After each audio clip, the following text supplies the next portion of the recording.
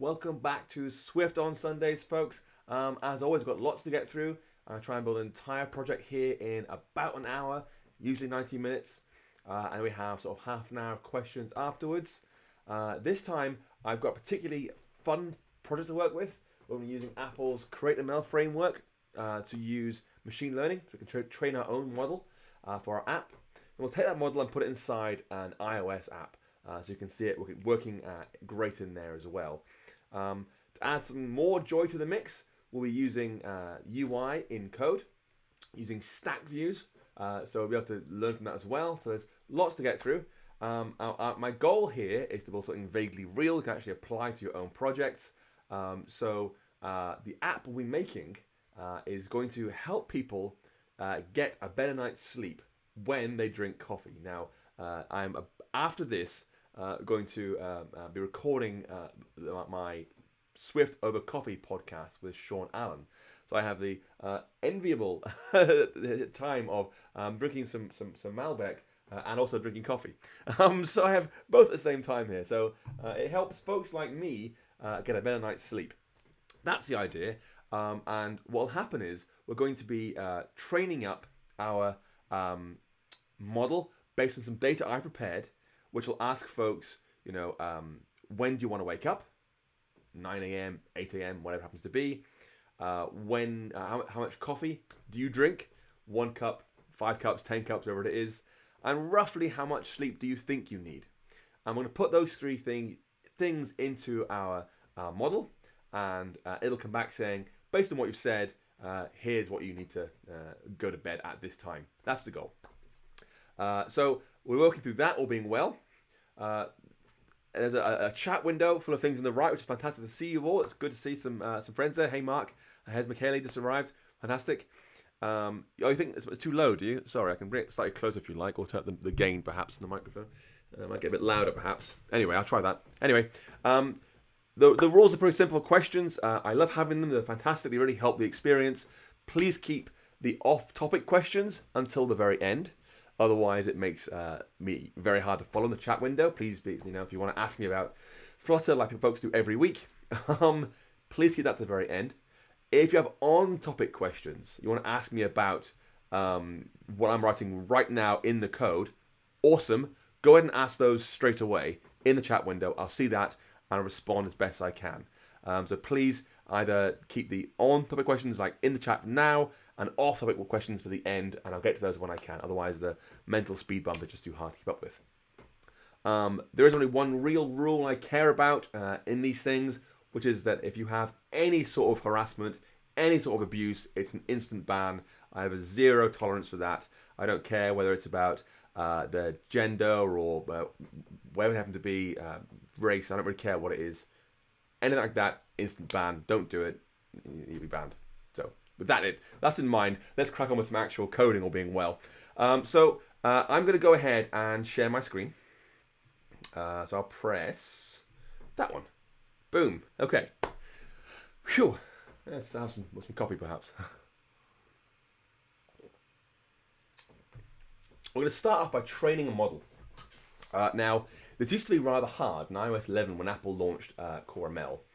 It used to be awfully hard to train models. You have to use their Core ML tools for Python, which required writing Python code, which no one really wants to do in Swift anyway. Python's a fantastic machine learning language. A lot of folks love Python for that reason. Swift folks don't like that at all. So ideally, we'll be using Swift. And Create ML changed that. That was introduced last year with macOS Mojave, where they said, we're going to make it easier to train models to do regressions, to do image recognition, and more. And that's cool. Wasim, love the TensorFlow thing. That's totally off topic. Please to the end, otherwise it's going to distract me the entire time. Anyway, so Create ML came with Mojave, and it gave us the ability to make models super easily in Swift code using macOS playgrounds right here in Xcode. It's much, much nicer than it used to be inside Core ML in iOS 11. So we're going to start off with that. So I'll go ahead and I'll press Shift Option Command N, make a new playground. There we go. I'm going to choose a new macOS blank playground. please use macOS here. Create ML's not available on iOS, only in macOS Playground. So you've got to create as this, otherwise you'll have lots of confusion when your code does not work at all. Press next, put it to your desktop, wherever it ends good for you, it doesn't really matter. Boom. Now we need some data to train with, some actual information to work with, and I have made some for you to work with. I'll paste it into the chat window. There it is. That's the sample list to work with. It's called Better Rest. That's the name of the app we're making. So if you download that zip file, you will see lots of JSON. Hopefully, I'll open it here. And there we go. You can go into here. Boom. There's our JSON. And this is totally fabricated data. This is not in any way scientifically real. Please don't try and build real apps of this. This is totally fabricated data. And there's lots of data here describing example sleep patterns for people. And each one will say, listen, this person wants to wake up at this time here. That is measured in seconds. They reckon they need 7.25 hours of sleep. They drink 2 cups of coffee a day. The actual sleep they required as a result of that was more than they thought. So that's longer than 7.25 hours. Now that's all in seconds. So if I try and see if Google can convert that for me, what is that? 28,241 seconds in hours and minutes. Hours and minutes. Come on, Google, don't fail me. Boom, it is. Not telling me. Thanks, Google. You're useless. Let's have a look online so we can do it on some sort of thing here. Convert that. What can you do? No. All right. Anyway, that is some number of hours and minutes. By all means, you can get your calculator out and figure it out. Anyway, that's quite a few is the answer. More than they think they needed. And as they drink more coffee, they need even more sleep than they thought. So that's how the app's going to work. Now, there is some relationship here between when they want to wake up, how much sleep they want to get, or they think they want to get, how much coffee they drink, and how much sleep they actually need. We don't want to think about that. We want machine learning to figure that out for us. We want to look at this information and say, yes, based on all these values, because there's thousands of examples here to work with. Based on all these, it'll figure out the pattern for us and hopefully be able to estimate new things it hasn't seen before. That's how machine learning works. So I'm going to go ahead and use that. I'm going to put that on my desktop, in fact, so I can get to it more easily. That thing there on my desktop. Hopefully, there we go. Come on, desktop. There we go. So I've got better-rest.json on my desktop here. Andrea, great question. Leave it to the end, please. I can't answer random questions. Very interesting, very interesting, very interesting. Andrew Warwick, how is it made? I wrote a script. I just made a script to do it for me. So it's much easier. But yes, anything like that. Anyway, so we'll go ahead and write some code to use createML. So I'll say, rather than import Cocoa, we'll do import createML. And we just need foundation, not all of Cocoa. So I'll do import foundation. Boom. The first step is to load that JSON file into an ML data table. That will parse through all the JSON we have, wake, estimated sleep, coffee, and so forth. And it will go through all that and prepare it to be used by machine learning. So we're going to say let data equals try ML data table. This thing has a content of URL option here, which I'm going to use. And for the URL, I'll say there is a file URL with path. And I'll give this thing an absolute path to my JSON file on my desktop. Remember, this thing is not going anywhere near your app. It's just a playground for making the machine learning model with. So I'll say my path is users, 2 straws. That's me. Obviously, put your own username in there. Desktop, better-rest.json. So load that thing from disk, please. That's all we're saying. Now, the way machine learning works, it'll try and work with 3 kinds of sets of data. One is the training data. Like data is going to be shown to say, okay, here's some example things. Try and figure out the algorithm required to make our numbers add up from that. That's the training data. Then there's validation data, which is used alongside the trained data. So it can say, is this right? Nope. Is this right? Nope. And try and figure out whether its training is working correctly so it can train in a more accurate direction. And finally, there's testing data, which is separate again. And that's stored away cleanly from the machine learning trained data. So when it's finished with its model, you can say, okay, now you think you've cracked this algorithm. Here is some wholly new data I want you to try and figure out. So it's kept separate. Now, with machine learning JSON like this, what you can do automatically is say, you figure out validation data for yourself. I don't want to think about that. You just do your own thing. It knows best, bluntly. We can ask it to split up our data into training and testing. We can say, let, and then I'll use destructuring to pull it into a tuple. Let training data, comma, testing data equals data dot random split by 0.8. So we're saying I want 80% of our data to be training, 20% to be testing. And that's what will give us back. Give us two data types back, one with most of the data for training, one for testing. And testing, again, is just there to make sure it's all worked correctly, so we know it's accurate. And 80% is a good idea. That's a pretty common value. You might find 90%. It works best for you, but mostly it should be training data, that's for sure. So we now have our training data and our testing data. We can now say, please learn this data. And there are a number of ways we can do this when we're doing what's called regression analysis. We're saying, try and find the algorithm to figure out these values. CreateML gives us a few different ways of studying this data.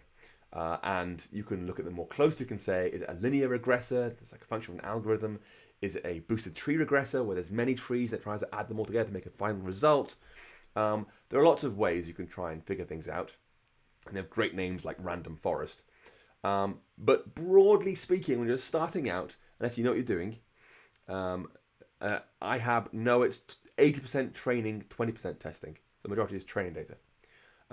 Broadly speaking, when you are starting out, you want to use a sort of abstract superclass called ML regressor. And what it means is, I don't really care what algorithm you use to figure out this data. You figure it out. And CreateML will look at the data and say, okay, I've tried out a few. Here's the one that makes sense based on this need. And it does a very good job, actually. It's pretty accurate from what I've found. So we'll say, let regressor equals try ML regressor, like that. This wants some trained data and a target column. So our trained data is our training data. And target column is, of all the values we have in our JSON, which one should it try and estimate? So we know the wake time, these will tell us that, and how much sleep they think they want, and how much coffee they drink. We want to try and figure out actual sleep. So, can you get to this number based on looking at these three? Is it like this one times that one minus that one or whatever? It'll try and figure out this number based on these three. So I'll say actual sleep, that is our target column. Boom. Try and figure out that one there. Question from Andy. Random split by seed. So what he's saying is there's a second option you can do here called random split by seed. And in the first versions of iOS 11, in the earliest betas, that was the only option. You had to say a split seed every time. You'd say, seed 5. And it was pointless. I actually filed a radar saying, please make this go away. It's still there. You can do it by hand if you want to. But broadly speaking, when you're just trying things out, you just don't really care. It should be random. Now, if you want to have reproducible results, so every time you get exactly the same seed, fine, hard code your seed, make sure it's exactly correct. But just without the seed is fine in this case. So we're saying, go ahead and make a regressor from our training data using the actual sleep column as our guess. That's what we're trying to do there. Next we'll say, let evaluation metrics equals regressor dot evaluation on testing data.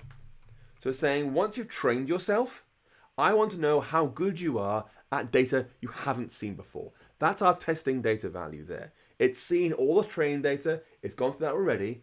It's seen none of the testing data. So we're going to say, okay, now you've trained yourself. Here's some fresh stuff you haven't been trained on. How well do you do on that? So we can evaluate how good it is.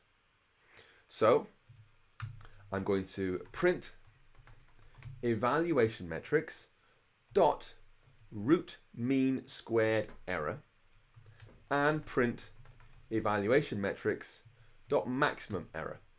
And these two different error values help us judge how good this data is, how good the training has gone. And you see there are two options here. One is maximum error. This is the biggest difference it found between its guess, what it thinks actual sleep should be, and the actual value. So it can look at our sleep value here and say, well, it should have been 35558. It guessed, I don't know, 34000, something like that. Oh, the maximum value is 1558. So it'll go through all data and tell us how far off it was for the biggest possible value. And that's fine.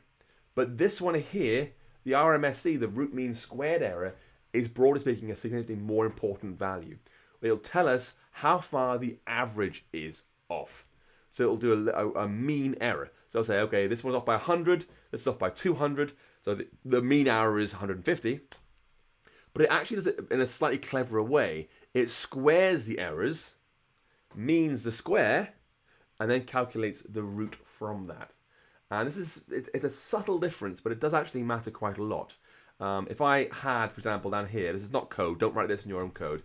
If I had 3 errors, one was a 3, one was a 3, one was a 3, the mean error of those, you'd say, okay, so you'd do something like 3 plus 3 plus 3 to make 9, and then you'd square, you'd root that to get 3. So that's how you'd get, if it was just a root mean error, you'd get that. But the root mean squared error is cleverer again. What it'll mean is if you have a value like 2, 3, 4, it'll square the 2 to make 4. It'll square the 9 to make 3 to make 9, sorry, and square the 4 to make 16.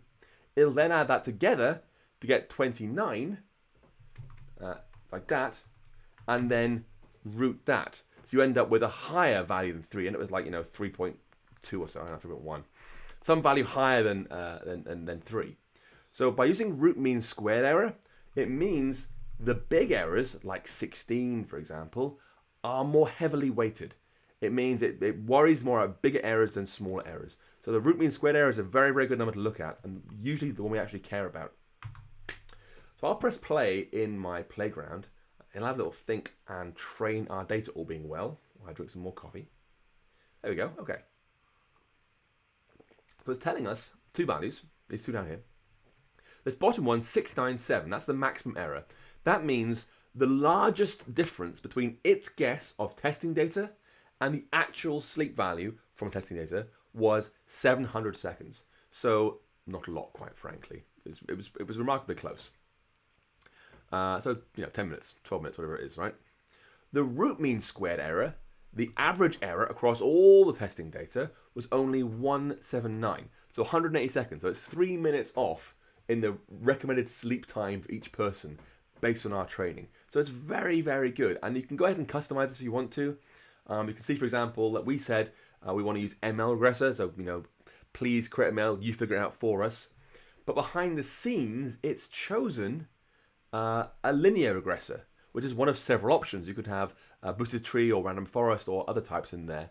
So you could go ahead and say, actually, I think I know better than you, create ML, which is fine. If you really want to risk that, if you believe you know better than Apple's amazing machine learning people, you can do. You can say, I want to instead have a random forest. Or you could say, I want to do more iterations. I want to study the data more closely, It's down to you. So you can customize that if you want to. Here, though, an error of 3 minutes for a recommended bedtime is perfectly fine. So this model is actually good enough for us to use. And so what we're going to do is, now we're happy with the error metrics attached to this thing, we're going to go ahead and save it to disk as a finished Core ML model. Because Create ML makes the models, Core ML consumes the models. So you want to take this thing and make it written to disk so we can use it inside an iOS app. To do that, we're going to first make some metadata saying who made the thing, what it does, what version it is. Let's make it see the data behind it. Now, Andy, I saw that earlier. So Andy's question is, why do you have exactly the same values despite the random choice being different? I don't know. I can only presume, because it is so exactly the same, it chooses the same random seed. Like the seed is just 0, for example, if you don't specify 1. It just gives you 1, I expect. Anyway. Shingetsu 88. What if the error is, if the difference is big? You can change it. You could say, I want to have, you can customize your regressor to say, I want to have more iterations. Like study the data more closely, go over it again and again and again to try and get the value down. You could say, I want to switch out linear regressor for a boosted tree regressor, which has a decision tree and another tree and another tree, and then the output of this one goes to the input of that one, output of that into the input of this one, to try and get more and more refined choices. There are lots of options. In fact, I have a whole talk about that, which will help you go into more detail there. Anyway, so this is fine. We're going to use this thing. So I'm going to say, write it to disk. We're going to say, first make some metadata. It's an ML model metadata. Author is Paul Hudson. Short description is going to be a model trained to predict optimum sleep times for coffee drinkers. Yeah. License, we can forget that. It can be nil. Boom. Version will be 1.0. Additional is empty dictionary. Go away. Boom. Okay. That just describes the model is. We can follow it later on. It'll literally write that into the model so we know who made it and what version it is to avoid confusion later on. And finally, we're going to write that thing out to disk. We're going to say try regressor dot write to. It wants a URL. So the URL is going to be another URL with a file URL with path. I'm going to say users, 2 straws, desktop. I'll call this thing sleepcalculator.ml model and my metadata. Boom. Now, helpfully, the Xcode 10 changed the playground system, I believe, because of create.ml, so that it will only run the lines that have changed. So all the lines here have not changed. It hasn't got to reevaluate the model again and again and again. I can just press play here to run those last few lines of code, and hopefully it'll crash. Thanks for that, Xcode. Let's try it again from scratch, perhaps. I'll press play. There we go. It's retraining it, and it saved it. Boom. Now that actually worked. Hurrah. So it's written out the model to my desktop as sleepcalculator.ml model. And that has done the job of training a model. If I go to my desktop now, you'll see sleepcalculator.ml model. That is ready to go for Core ML.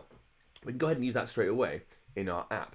But what I want to show you just quickly, if I scroll to the right here, the size of this thing, it's 443 bytes. It's basically nothing at all. It's minimized all that data, however many thousands of lines of JSON I have here, a lot of JSON we have here. 60,000 lines of JSON. It's taken that right the way down to 443 bytes.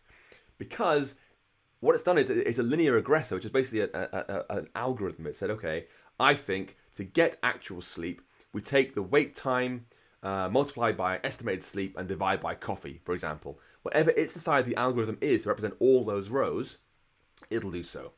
And its goal is, if you imagine there is a chart of numbers and there's like dots all around the place saying, well, for this much sleep time, this much coffee is here, this much coffee is here, it'll then try and draw a line between all those dots with its algorithm, so that some are above, some are below, some are right on the line, but it minimizes the distance between the dots and the line. So it tries to keep the line as in the middle as it can, and that's why it's only 443 bytes. It's a simple algorithm at this point. Some mathematical function it's decided, I don't know what it is in this case, it does, to weight up those values and decide how they respond to stuff.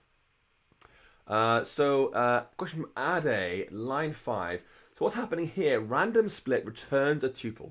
We could have written something like let data equals that, and then said, not data, sorry, let return value, I don't know, is that, and then said return value dot 0 or dot 1, and that's fine. You can do that. This thing returns a tuple. That's a tuple there. We can now read 0 and 1, and that's fine. But in this case, if we do parentheses and then have 2 constant names, train data, testing data, what'll happen is it'll pull out this tuple into 2 separate constants here and here. Rather than one big tuple, it'll have 2 separate constants. It's called destructuring, and it's a great way of pulling tuples apart, particularly with return values. Rudy, Apple's ML people are gods. No, they're really nice. I met them at WW last year. They're lovely. They're really nice. They were so helpful. And I was like, oh, this thing's really cool. How do I do this? And they were just so happy to see folks using their stuff and loving their stuff. So They're not gods; they're just normal folks, and they're really nice too. Go and talk to them; they're lovely. They're on Twitter. You can go and talk to them on Twitter. Anyway, so we've got this tiny model, which is representing an algorithm that roughly estimates all the values we passed into it. And obviously with machine learning, the more data you have, usually the better it is, because it can do a more accurate prediction. It can figure out more accurately the algorithm required to represent all the data. But it ends up taking up almost no space. And that's not just about algorithms. If you do picture training, which we can do, but that's very easy to do, you'll also get very tiny models, like 16K or a couple hundred kilobytes of data there, despite throwing it 100 megabyte of pictures to work with. And that's because machine learning from iOS and everyone, quite frankly, use a technique called transfer learning, where they kind of do all the hard work somewhere else. Cupertino somewhere, they've got some massive machines crunching all the hard learning for us. They do the first sort of 95% somewhere else, and we do the last little bit, sort of specialization. Is it a dog or a cat or a hot dog or not hot dog, whatever it is. We do that little bit ourselves, but the rest of it's all done somewhere else. So even with image recognition, it's still super tiny. Manuel, is it possible to know the weight of each variable in prediction in the output model? I don't think so. It's figured out something. I don't know what they are. I don't think there's a way of seeing that. You can ask it to give you an idea of the result weights. You can say, hey, this prediction, how valuable is that one? And it'll say, oh, this is a 80% accurate or 75% accurate. But I'm not sure you can say look inside the algorithm, which is a real shame because it is very interesting. Anyway, so that's us done. That's us done with machine learning for creating a mail. We've now got a real model we can use inside Core ML, which is where it goes to iOS. So that model there, that's the thing you want to ship to actual users inside your app. That's 443 bytes, right? Nothing at all. That goes inside your app to go to real users. So at this point, I'm going to close my playground. I am done with that thing now. And in Xcode, I'll press Command-Shift-N to make a new project and choose iOS single view app. Because we're putting macOS and CreateML to the background now. Forget about that. We'll switch across to Core ML to actually use this thing in production. I'll press Next. Call this thing Better Rest, which is the name of this app. No. Press Next. And my desktop's fine. Boom. I'm going to pause for 1 second to say two things. First, check out my awesome hoodie. Hacking with Swift hoodie. Always on brand me. Second, if you are enjoying this video, if you enjoy these live streams, if you enjoy Swift on Sundays, please like the video. Please subscribe to the channel. I work so hard to prepare these things for you. The least you can do is like the video, quite frankly. Anyway, in my app here on iOS, we're going to go ahead and design our UI using code. Let's play around again. Okay, fine. Here we go. File open, playground. There you go. There's your last line. Be quick. Be quick. Grab that thing. Anyway, so we're going to go ahead and design our iOS app UI in code. We'll do one thing in the storyboard though, which is to put that view controller inside a navigation controller. So as soon as Yassine's copy that last line of code, the stream is available later, Yassine. So anyway, done. Okay, I'm going to close that window. Thank you very much, Brian. Thank you very much, Ihab. Anyway, I'm going to go here and select my storyboard. And I'll embed my view controller into a navigation controller.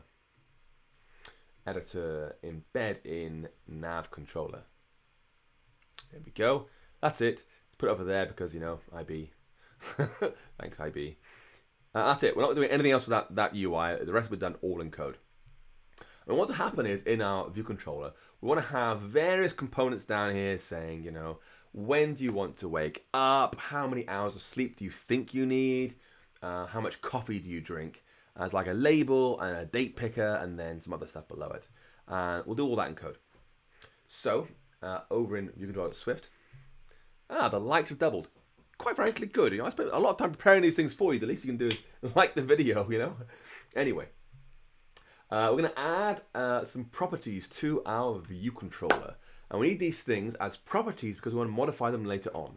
So when someone, modifies how many cups of coffee they want to drink, we want a label saying that's 3 cups, that's 1 cup, that's 10 cups, whatever it is. Same for how many hours you want to sleep. Is it 8 hours or 5 hours, whatever it is. So we have a stepper we can step through and a label next to it saying what that value of the stepper is. So we're going to go ahead and make some properties here. We'll say var wake up time is a UI date picker. So I'll wake up at 9 a.m. or 8 a.m. or 6 a.m. if you've got kids. Var sleep, oops, not bracket, var sleep amount time is a UI stepper. Then var sleep amount label will be a UI label. So this thing here is where you tap to interact with, saying, you know, add more, sleep 8 hours, 9 hours, 10 hours, whatever it is. This thing here is a label that will show them the value of the stepper. Stepper is just a plus and minus button. It doesn't say what the value actually is underneath. So that label will show 5 hours, 6 hours, 7 hours, whatever it is. We'll do the same thing for the amount of coffee they drink. We'll say var coffee amount stepper is a UI stepper, and var coffee amount label is a UI label. Boom. So that's the 5 things we want to have inside our UI. We'll have some more than that inside the UI, but those are the only ones we have to reference at runtime. The rest we can put directly inside our loading code and then forget about. We haven't got to have properties referring to them later on. Anyway, we're going to lay these things out vertically, top to bottom, in a stack view, which is usually the easiest way to make complex layouts. What we're going to do is make a new method called load view, which is where you should load your view. Now, I've shown so many folks the load view method, including fairly early on in Hacking with Swift, my beginner tutorial series for iOS development. And yet still, when I do workshops, folks tell me, no, Paul, you shouldn't put your loading view code in load view. It should be put in view did load. That's how I've seen it done in books and videos online. And it causes a massive speed bump in my head. The view did load method is like the past tense. The view has finished loading. This is definitively the wrong place to start loading your view. That's when it's finished loading the view. There's even a comment in there from Xcode saying, after loading the view, do any additional setup. Load view, the method that loads the view, that's where your view loading code should go. So that's where we put our code here. Manuel Martin, is it helpful to use lazy view elements? You could do. I've seen that done. That's perfectly fine. I'm not going to teach that here. Only one thing at a time, quite frankly. Anyway, in here, in load view, we're going to load our layout. We're going to start off really, really simple. We're going to say first our main view is a UI view. Of course, it is a background canvas. And it has the background color dot white. This thing has to have one big white view and a stack view going down top to bottom full of stuff. So we'll say let main stack view is a UI stack view. Main stack view dot axis is dot vertical. These things go horizontal by default, so left to right or right to left, if depending where you come from. But we want vertical, top to bottom. Do you call super.load view? No, you don't call super.load view. That's a bad idea. In fact, I think it even says don't call load view in the documentation. Let's have a quick look. Load view documentation. You should never call a method directly. don't call it. It's a bad idea to call that thing. Don't do it. Anyway, Hazem, load view is the method that gets called when you want to load your view. If you don't override it, it will say, okay, what's in the storyboard and load from there or a zib or whatever. If you want to load your view code by hand, which we do, we're going to programmatically make our entire UI here. That's the code that should be inside load view.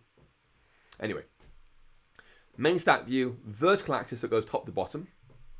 We're going to tell this thing main stack view.tamic, which is translates auto-sizing mask into constraints. That's going to be false. We'll do our constraints by hand. And we'll add that to our main view. Like that. Boom.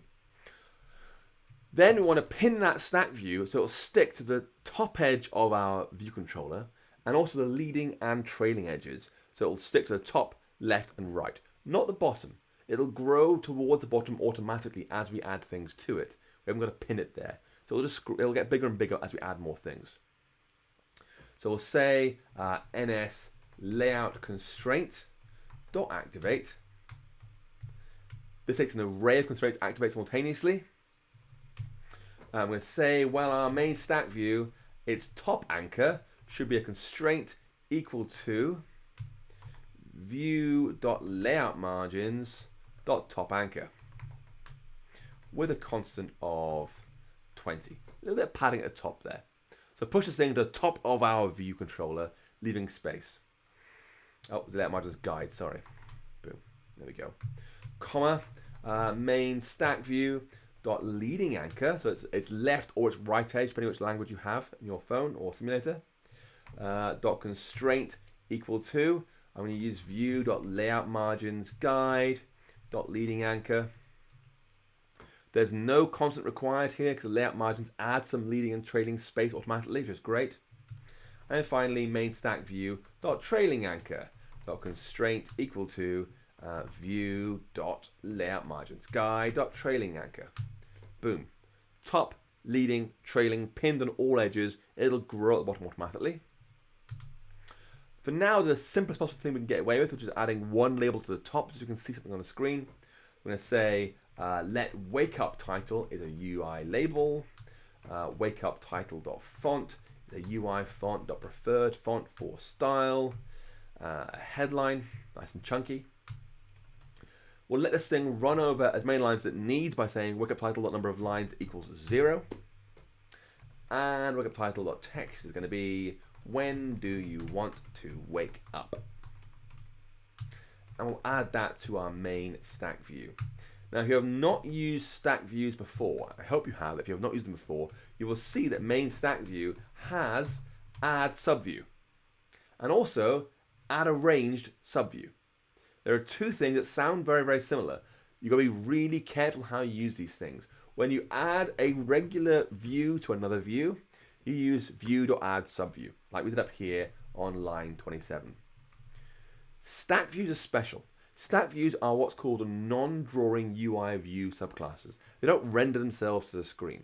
So we don't add a view to another view. We're using a stack view as an auto layout system to handle positioning things on the screen correctly for us. Flow them top to bottom or left to right, whatever you want to do. And to do that, we say add arranged subview. Add this title label to the stack view as an arranged subview, so it'll have constraints added to automatically to position it on the screen correctly. That's what we're doing there. I will press Command R to build and run the app now.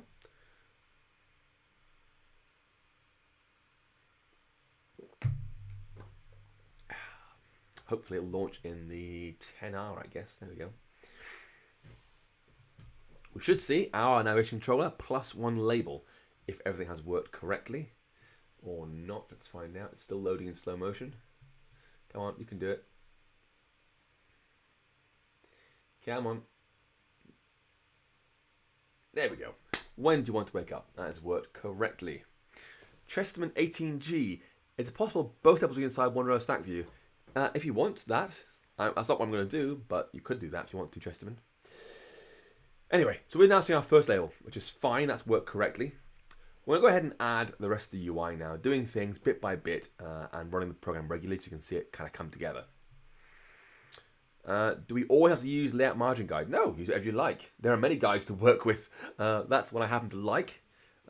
It's inside the safe area, so it's safe for iPhone XS and XR and similar.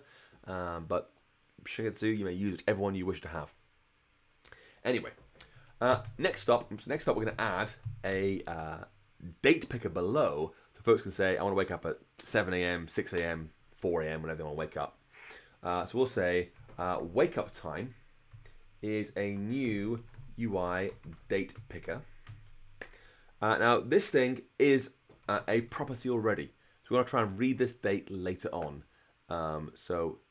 That's why it's property rather than made locally. Questions galore. Catan, is it a good separate UI, a different file? Yes, it is. Totally is. I'm not going to do it here, but yes, it absolutely is. Andy Warwick, you have to add a stack view for setting layout constraints. Yes, you do. Yeah, otherwise it'll complain. It has to have some sort of parent ancestor somewhere that has a shared ancestor. Otherwise, it just won't work. So yes, you have to add it before you create constraints. Anyway, make a date picker here. We want this thing to have the date picker mode of .time, so only time. I'm going to say wake up time, time dot minute interval will be 15. They don't show 1 minute, 2 minutes, 8 minutes, 9 minutes. Just show 0, 15, 30, 45, and then 0 again, round and round and round. Otherwise, it gets a bit silly. You could do 5 or maybe 10 perhaps, but quarter an hour seems quite safe for waking up stuff.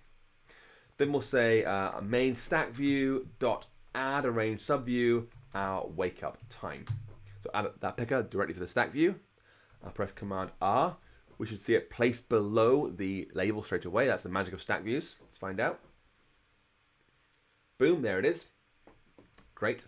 You see it's got these nice gaps now, 0, 15, 30, 45. I'm supposed to show us every minute of every day. But you'll notice though it chooses, if I run it again, by default, date pickers like to show you the current time. So it's saying 6:30 p.m., which is the closest one to right now, because it's like 6:43 or something right now here in the UK anyway. That's the closest previous time, which is fine. It's doing a nice job, and it's great. Makes sense a lot of times, like in calendars, for example. Here, though, it makes no sense. We're not saying wake up at 6:30 p.m. Some folks will do. Of course, they will. They have, evening hours or shift work, whatever it is. Broadly speaking, though, most folks want to wake up first thing in the morning. So we're going to modify that picker to have a default value of 8 a.m. So it'll have that in there rather than the current time. This actually takes a bit of code to do, annoyingly, because there's no way of setting times in date pickers. We've got to use dates, which is annoying. Anyway, I'm going to say var components, there we go, is the calendar.current.date components. And for this, we want to pull out a variety of date components to work with. So in our case, we want the hour and the minute. Hour and, and the minute from the current date. Don't need to at all here, in fact.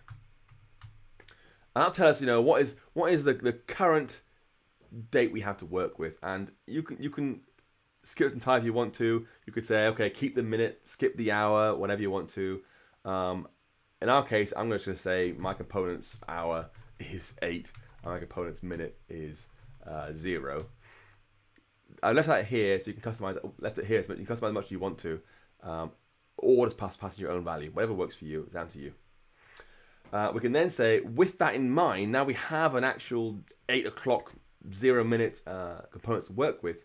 We can create a new wake up time .date to be calendar.current.date from components, passing in those components like that. And if that fails for some reason, we'll just use a general new date like that. So we'll get our current day, our current year, our current month, all that kind of thing we don't really care about. And then just mash them to be 8 o'clock. I press Command R, and hopefully it will throw up on the screen, 8 o'clock. Boom. Go ahead and customize as much as you want to. I mean, you don't have to have that at all if you don't want to.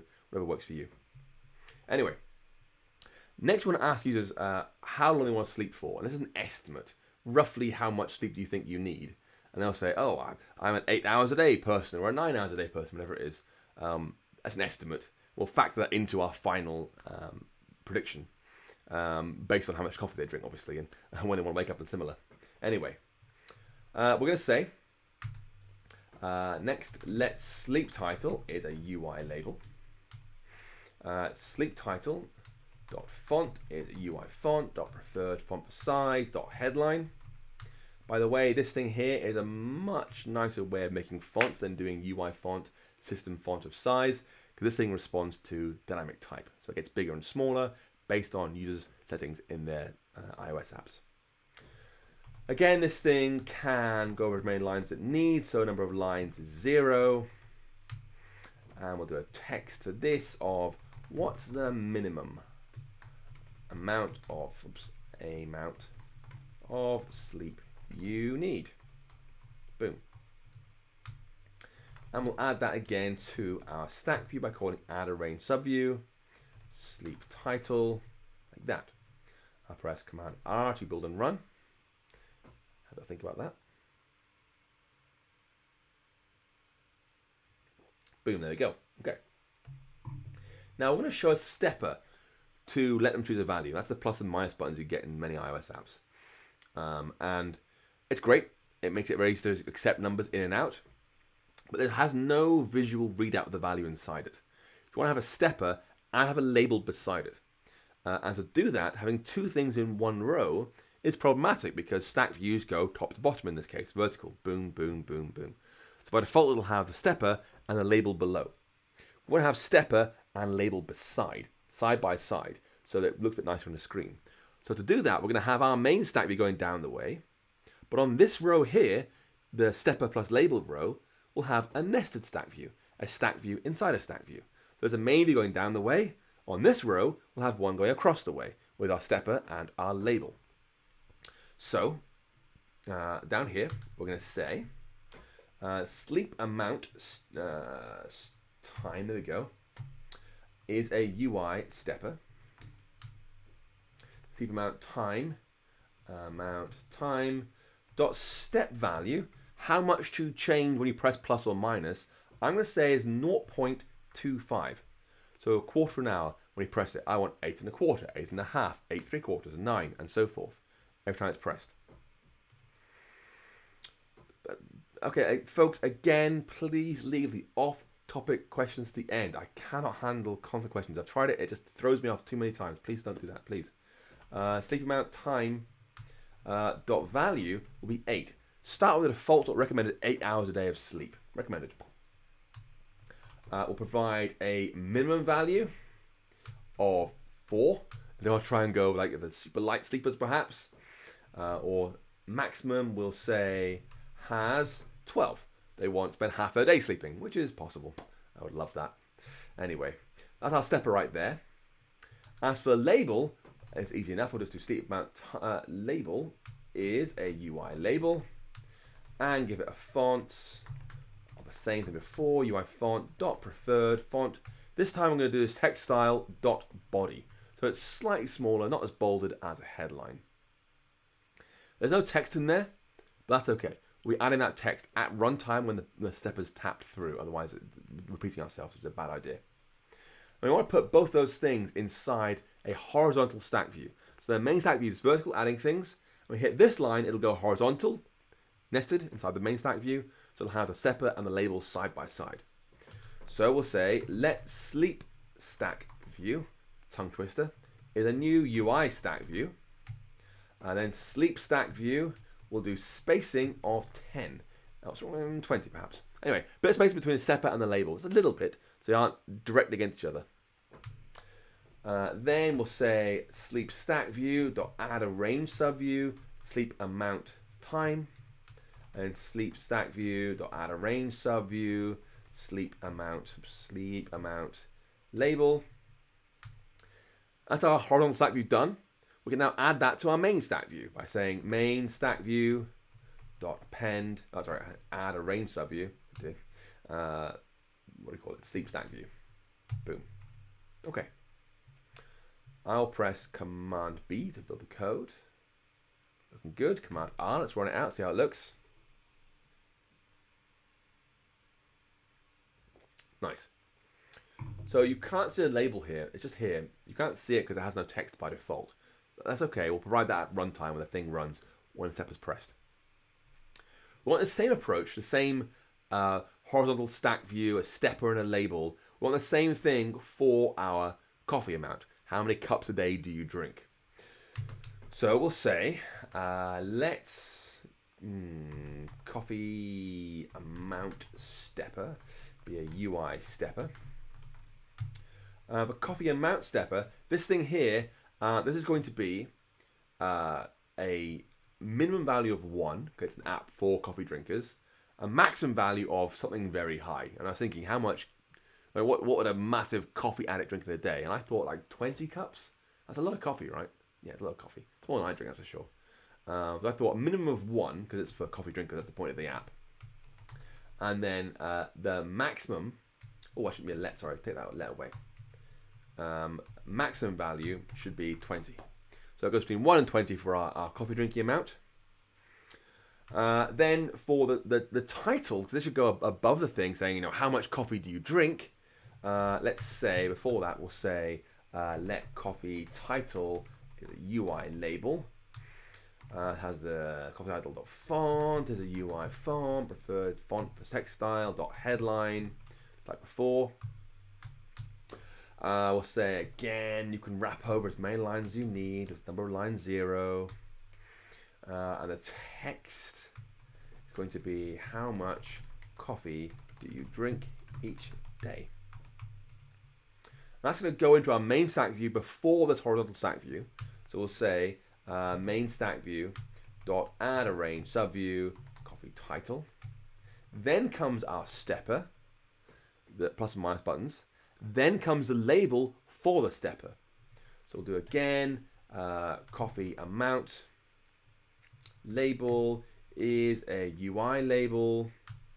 Coffee amount label. Oops, coffee amount label. Dot font is a UI font. Dot preferred font for text style. Dot body. Maximum copies should be highest value in our training data, so we get some good data. Well, that's an interesting point, that Dragon Eatery. Good question, that. Let's open up this JSON in Xcode just quickly. Just open it. I had Sublime Text on. Where's Sublime Text gone? Where'd you go? Oh, you're there. The copies right now go from 1. There's a 4. There's a 1, 4, 3, 1, 2, 1, 3, 1, 2, 3, 5. There's 5 there. 9 here. I think the highest is much less than 20. Like much. I think it's like 12 or something, maybe the highest. Or even 10 maybe. Anyway. 20 is way beyond the values in our data. But, of course, brilliantly, machine learning, it figures it out. It will understand how to predict values it has not got already. That's the point of machine learning. We can say coffee 300 to this, and it'll figure out what that means based on what it has. So it'll say, well, if 10 coffees was this much and 20 was that much, therefore 300 must be this much. You know, you're probably dead. So it'll predict way beyond what we have in our data, which is why we can use 20 for our maximum value there. The only reason I'm adding a maximum is because we're going to be careful, because 300 coffees, there's a very good chance it'll say, well, if you want to wake up at 9 a.m., you've got to go to bed at 7 a.m. because there's so much coffee, right? So it'll get negative at some point. The algorithm will sort of overshoot itself. So you need some sort of sensible maximum in there. Anyway, body text style, and then our stack view to host these two things side by side. We'll say let coffee stack view be a new UI stack view. Yes, Michaela, they are horizontal by default. Coffee stack view dot spacing. Again, there's 20 points between these two things, make it a little bit nicer. Then call add a range subview for the coffee amount stepper, and coffee stack view to add a range subview, coffee amount label. Then add that to our main stack view, add a range subview, coffee stack view. Okay, so that's most of our UI done. So let's run that back and see how it looks. Okay, great. You see it looks a bit compressed down here. It doesn't look great with its spacing down there. Helpfully, UI stack view has a lovely method that not enough folks use to add custom spacing. Now we could save this whole main stack view, add spacing between all elements, like we do for our little horizontal stack views here and here. But it doesn't look great because the date picker by default has lots of spacing around it. There's all this gap here. It's really big white space here and here. So adding a global spacing to the main stack view wouldn't look good. Instead, we'll have custom spacing before and after certain values. So what we really want is a gap here, a little gap between this label and this stepper here. Then a gap between the stepper and the label. Then a gap between the label and stepper. So a gap here, here, and here. Make the whole thing look a bit nicer on the screen. We can do that by saying main stack view dot set custom spacing. I'll do a little space after the sleep title. So it'll be like here, between this label and the first stepper, a little gap here. Then we'll do main stack view, set custom spacing, 20 points, so a bigger space after the sleep stack view. So that's going to be between the first stepper and second label. What was that, third label? Yeah. Then main stack view, set custom spacing, 10 after the coffee title. And these are values that I've just basically found by trial and error. Go ahead and try your own values all you want to. Press Command R now. The whole thing should look much more spaced out, a little bit nicer on the screen, hopefully. Boom, there we go. So a little space here, 10 points, and a 20-point space below that first stepper, another 10 below, above the second stepper. Anyway, so this whole thing looks good. What you really want to do, of course, is when you press these steppers, it should respond, right? It should say 5 cups, 10 cups, whatever. So Smongo, I'm not sure. You couldn't do it. So the question is, you can't do it in IB. You weren't able to previously. I know they're really keen to fix this. I think maybe 10.2 might have finally fixed it. Double check that. Anyway.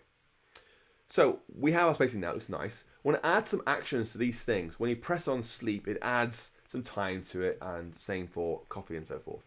So we're going to write 2 new methods down below load view, or viewed load in fact, down here.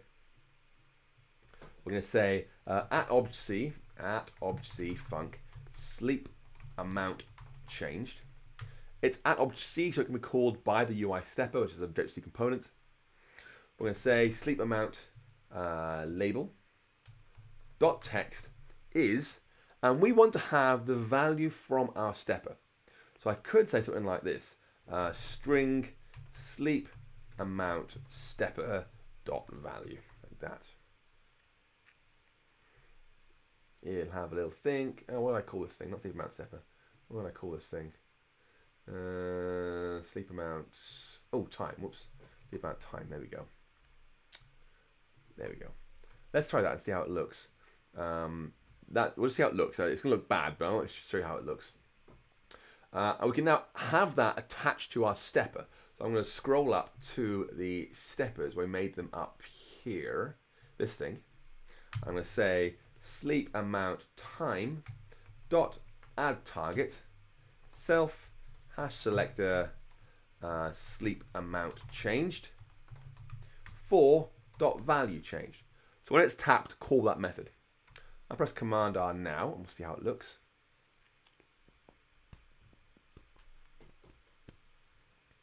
I'll press plus, and there we go.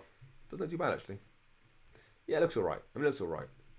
So you can see it's going through maxing out at 12, which is great, 11.75, 1.5, 2.5, 0, and so forth, down all the way to 4 or so. Beautiful. That's fine. Another thing you can do if you want to is to use string formatting. So you can see we're basically taking this double value from our sleep amount stepper and put it into a string directly. What we can do instead is we can say, I want to write a string here with a format. I'm going to use %g hours and then sleep amount time dot value. When I run this code back, you'll see it's subtly different. Oh, it should be hours really, not hour. Anyway. When I add things here, 8.25 hour, and when it hits 9, it's no longer 9.0 hour, it's 9 hour directly. Press Command R with the extra S in there, it'll look even better. But by formatting with %g, we've said, I want a floating point number, but round it off as best you can. So it will say 8.25, 8.5, 8.75, 9, which is a much nicer way of doing it. So %g is a great formatting for doubles. So that's the amount changed.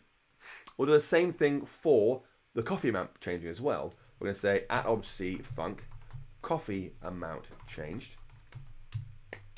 And a coffee is in a range from 1 cup up to 20 cups that we allowed. Now, obviously, there's some plurality to worry about here because 2 cups, 3 cups, 4 cups, 10 cups, 1 cup. So we're going to say if coffee amount stepper dot value is equal to 1, then coffee amount label dot text is 1 cup. Otherwise, coffee amount label dot text is, and we don't want to put the stepper value directly into there because it's double. We'll get 2.0 cups, 3.0 cups. Not very human, quite frankly.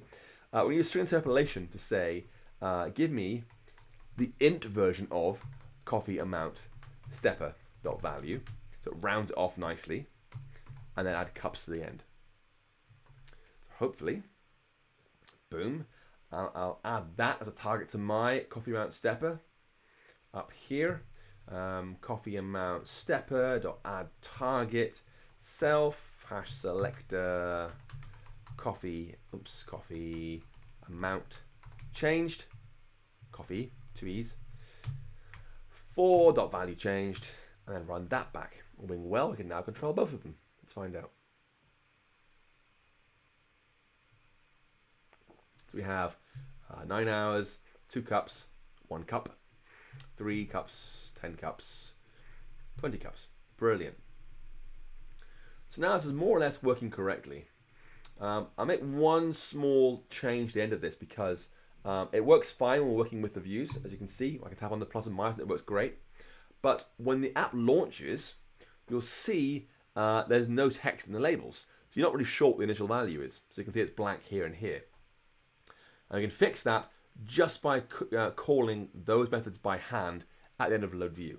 So we can say, let's call sleep amount changed, and let's call coffee amount changed.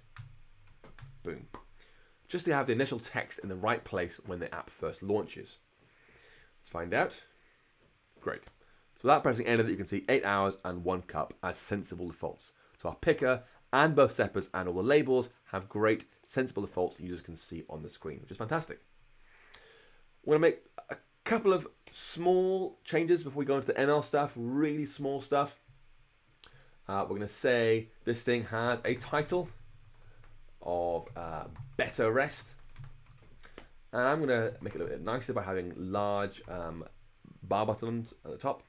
So nav controller question mark dot navigation bar dot prefers large titles equals true. And finally, we're going to add a button here saying calculate. So when the users go ahead and stepped away and picked away all they want to, they'll press calculate. I am ready to show, that's my data, show me how long I should be sleeping. When should I go to bed, basically? And that'll be a button in our navigation bar. So we're going to say navigation item dot right bar button item is a UI bar button item. Title of calculate style dot plain target self, and for the action I'm going to do hash selector a method we've not written yet called calculate bedtime. And that'll whinge, of course. I haven't made this method yet, which is fine. But at this point, we're all set to start doing machine learning. This is where our model comes into play. So on my desktop will be my model somewhere. There it is, sleep calculator.ml model. I'm going to drag that thing into Xcode now. Boom. Yes, copy it. Yes, create groups. Yes, add a target. Press finish. There we go. And you can click on that if you want to and browse into it, and it'll tell you how kind of thing it is. It's a regressor. It's really small. It's made by me. That's what it's trying to do. There's no license. It accepts a coffee value, estimated sleep value, and a wake value, and it sends back actual sleep. So it'll say, give me these 3 things out of this output here. So it gives an idea at a glance who made it, what it's doing, what to give it, and we'll get back as well. So it's very, very helpful little overview there. Chesterman, all my Swift on Sunday streams are on YouTube afterwards to watch at your own pace and perhaps have speed or pause and unpause if you want to. What you can do if you want to is quite cool.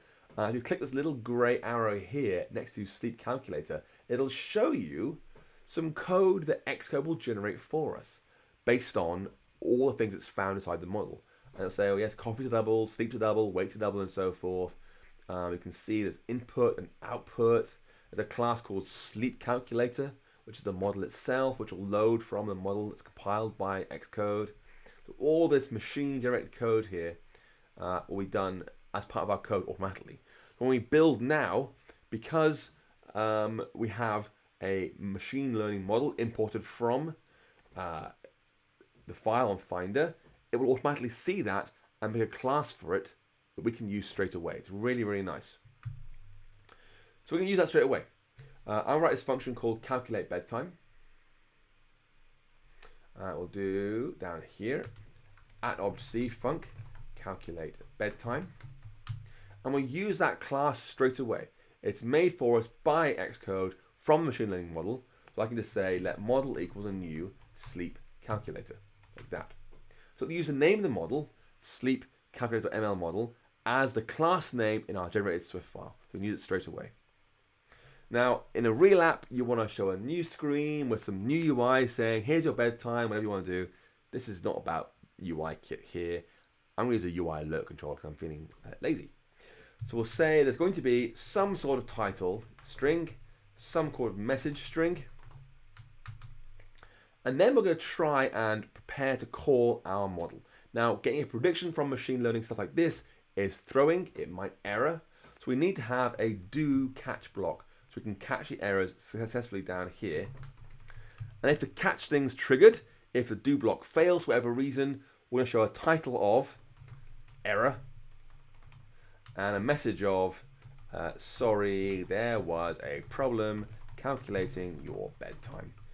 It should never happen. It should always work, but you've got to be sure, be safe, it's fine. So inside this do block, we're trying to do the actual work here. We need to call our machine learning model and say, okay, here is the amount of coffee they drink. Here is the amount of sleep they think they want. Here's when they want to wake up. Based on that, when should they go to bed? This takes some work. Now we want to say something like this. Let prediction equals try model.prediction. And you'll see it wants the coffee value. Great, we've got that already in our stepper. It wants the estimated sleep value. Great, that's the stepper as well. But it wants this wake double. Just here, a wake double. When they want to wake up as a number of seconds from midnight. So if it was 83,200, it means wake up at noon, for example. So we want to have a value there as a double. And we have not got that. We've got a date picker, which has got a date inside it. We want to pull out the hour and minute from that and convert those to seconds to pass to the machine learning model. So before we do that prediction, we've got to do exactly that. Pull out the components from our date picker. So we're going to say here, okay, I'll get rid of that line for now, shall I? Xcode, there we go. Let components equals calendar.current.date components. I'm going to pass this thing an array of .hour and .minute from our wake up time .date. So get the hour and the minute from the date they chose in the date picker. We can now say our hour is going to be components.hour, which is an optional integer. It might be there, might not be there. So I've got to carefully nil coalesce that to 0. That's how many hours I've asked for, like 8 o'clock in the morning. I want to wake up at 8 o'clock in the morning. We want to say, fine, that's the 8 hour, multiply by 60 to get minutes, and then 60 again to get seconds. So take this whole bit here, components.hour or 0, multiplied by 60, multiplied by 60. So that is our wake up hour in seconds. For minute, it's very similar.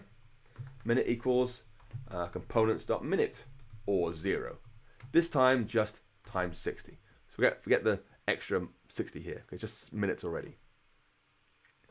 And now we have enough information to call our prediction. We can say let prediction equals try model.prediction with coffee being fine, coffee amount stepper dot value. Estimated sleep is going to be sleep amount time dot value. The wake up time needs to be a double of hour plus minute. Because these are both in seconds already. So add the hours to the minutes to get the total seconds wake up time and pass that to the machine learning model we made. And this will tell us the actual prediction. It'll say you'll wake up at 12,000 seconds, whatever it happens to be. Some value back from core ML. We're going to format that back into hours and minutes. We're going to say let formatter equals a date formatter. Formatter.timestyle is .short. You can use long or full. It'll give you things like Greenwich Mean Time. We don't really care. We just want to know the short part there. And then we'll say let wake time is wake up time. Oh, good. Well, I do have some moderators for doing exactly this. So I'm going to go ahead and time out all these people here. They can all go away. Oh, good. Really such pathetic children on YouTube. Anyway, you can go away. You're in timeout. Yep. You can go away. Hide you on channel. You can go away. Hide you on channel. You'll go away. Go back to your wherever you live, happen to be. If anyone wants to moderate, anyone actually trustworthy, this is your chance to go ahead and start moderating helpfully. Please do join in. I would love to have someone else do this that isn't me. So hide that person, hide that person. Let me know. I'd love to have some actually trusted people do this for me. Anyway. Question here. So, how do we know the date that wakes after midnight? We don't. We've got no idea when they're waking up, realistically, at this point. All we know is that it's some number of seconds from the wake-up time. Mark. There we go. You are moderator. You. And Venkat. Yes, that'd be lovely. Thank you very much. Yes, go away, chat window. Let's start with this person here. Add moderator. Folks, if you see any more spammers come in and waste our time, just go ahead and kick them off. I have zero tolerance for abuse. Yes, okay, I'll do one more. Just one more, okay? There you go. Boom. All right, back to the story here, the actual thing we're making. We've got a amount of seconds to work with. What I want to now say is let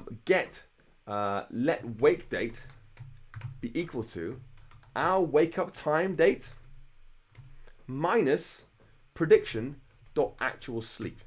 So it'll say something like, we're gonna wake up at 8 a.m. We need 6 hours of sleep.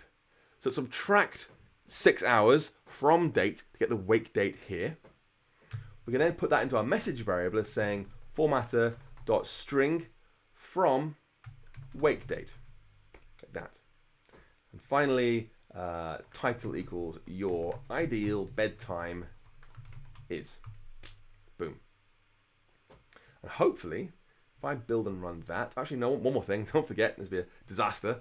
Show the alert controller. Let AC equals a UI alert controller, with the title being our title, message being our message, preferred style dot alert, AC dot add action, UI alert action, title is okay, style is default, handler is empty, boom, and present AC animated true, like that. Boom. Okay, that should actually work. I press Command R, build and run the code. You can now see if create emails work correctly. So I'll wake up at 7 a.m. I think I want 8 hours sleep is fine, but I drink tons of coffee. I press calculate. 9:28 p.m. Okay. So obviously, if you drink lots of coffee, it'll be more time. If I have 3 cups, it's 10:10 p.m. If I have 1 cup, it is 10:38 p.m. So you can see the less coffee you drink, the later your bedtime can be, given the ideal amount of sleep you want. If you have lots of cups of coffee, and again, this data, 20 cups of coffee was not in our JSON. There was none of that to learn from. It's estimating this based on the things it has not seen before. If I have stacks of coffee and 8 hours of sleep, I've got to go to bed at 6 p.m. So I need lots of sleep, which is a bad thing. So again, you can put this up to super long sleep times that were not in our JSON, like that, and it will figure it all out from there. So yeah, I get like 7 hours of waking time at this point, which is pretty cool. So it has worked perfectly. It's all being done now by the algorithm. I need 4 hours of sleep, 20 hours, great. So it's seeing things it's never seen before and still estimating accurately, giving us good, sensible values based on new data. And all that in an hour and a quarter, which is not bad. So this app's basically done. If I was to continue it further, I'd probably pull out all this load view stuff into a custom view subclass. I've done it before somewhere else, so you can just look it up how I do that. It's not too hard to do. If you have any questions for me about other off-topic things, there's still a chance to go ahead and ask me. I have time. Otherwise, I'll get back to doing the 100 Days of Swift for today. Thank you very much for coming. And like the video. Like the video.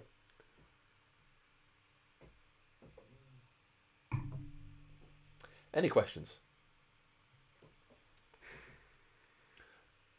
Custom basing does seem very new to folks. Oh, hey, Flora, how are you doing? Man, I tried quitting coffee. I switched to Dorso, the Italian, what is it? Oh, wheat, I forget it is. Anyway, switched that for a while. I switched back to coffee. Coffee's just too nice.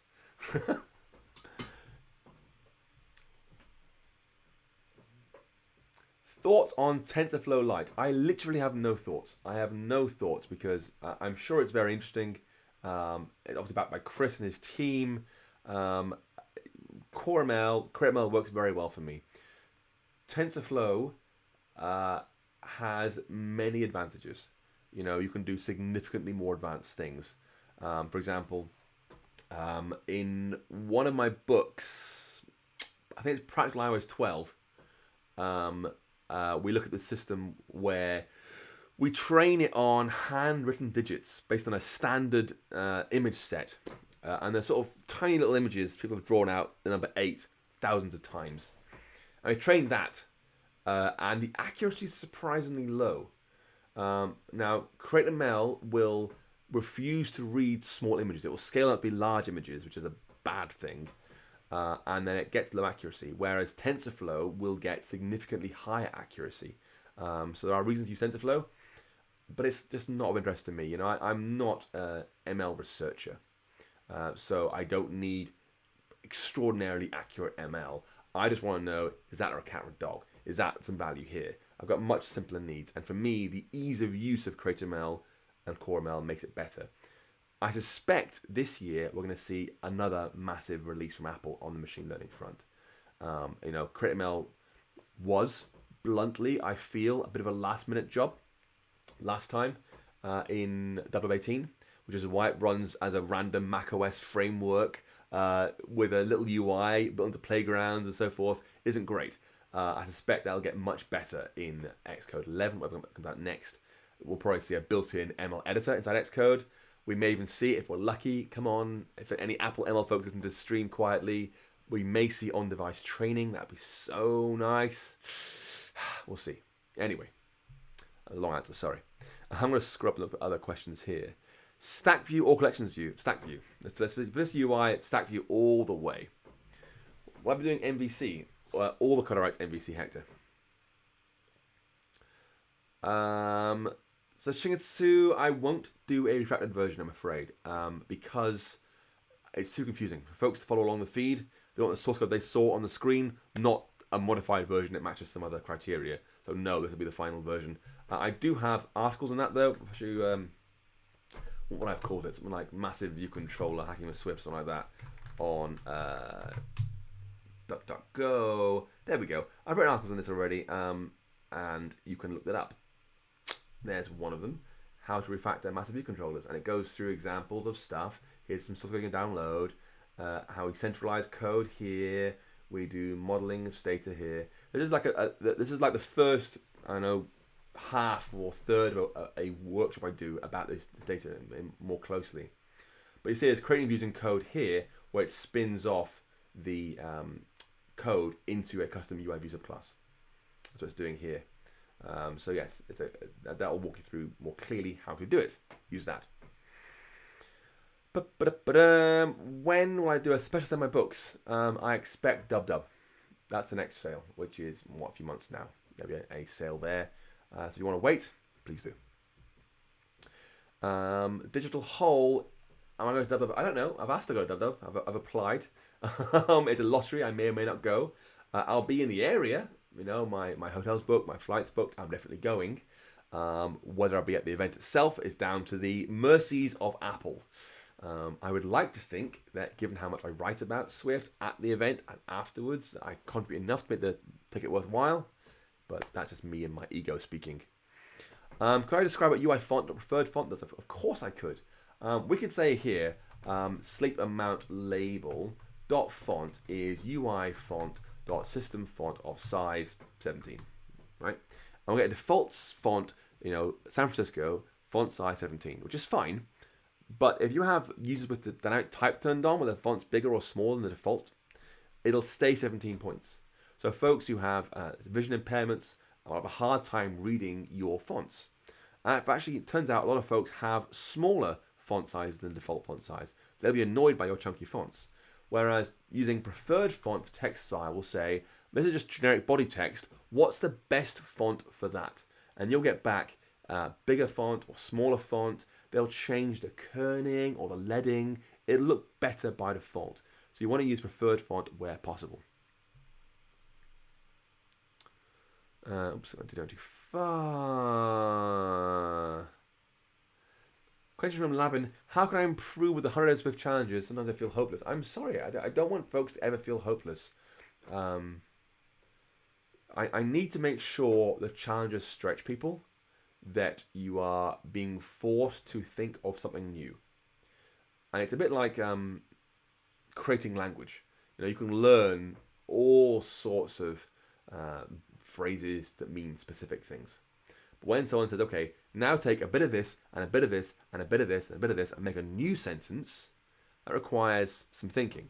So the challenges are always based on things you've learned already, but you're asked to use them in a new way, which is challenging. That's why it's called a challenge. So I'm afraid you're having a hard time. Sorry for that. What I recommend is a few things. Firstly, I do provide some hints online. You may find those useful. Go check those out. If there's a hint you think you need that I'm not providing, let me know. You know, I want to make sure you have the help you need to solve them. I don't want hopeless being a thing people feel. I do know what happens. I can't help everybody. But if you think this bit here, I just don't get it, let me know on Twitter or email, and I'll try and add some more hints to help you out. The third thing, of course, is join the Slack channel. We have a #100 Slack channel. Tell folks there, I don't understand this bit. How do I solve it? And they'll give you some hints as well. I have asked them there, and they do know this, not to give answers, because answers aren't great. But hints are a good idea.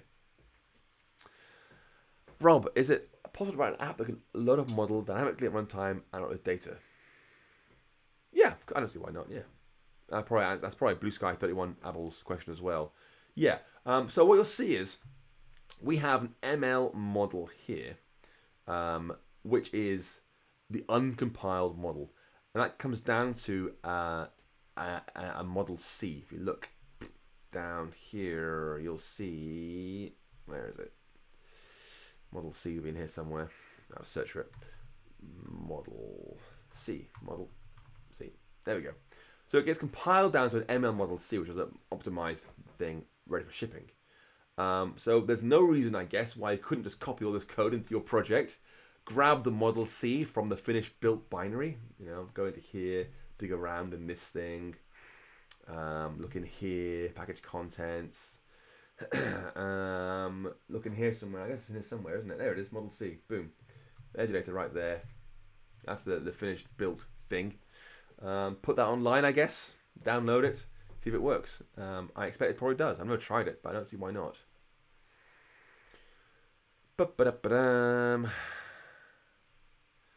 Question I have. So the default for stack views is horizontal. That's the default. It's vertical if you ask for it. Horizontal is the default, as Smongo said below. Let's just scroll to the bottom and helpfully. Blah, blah, blah, blah. You know, I don't know about Turi Create. I guess so. You know, it's a very, very large company. There are lots of teams working there on different things. I guess so. We'll find out soon enough, I guess, in a few months. Anyway, blah, blah, blah, blah. Yes, of course, manual. Use a strings dict. Don't just hard code your strings. It's a bad idea. Wasim, yeah, on-device training has got to come.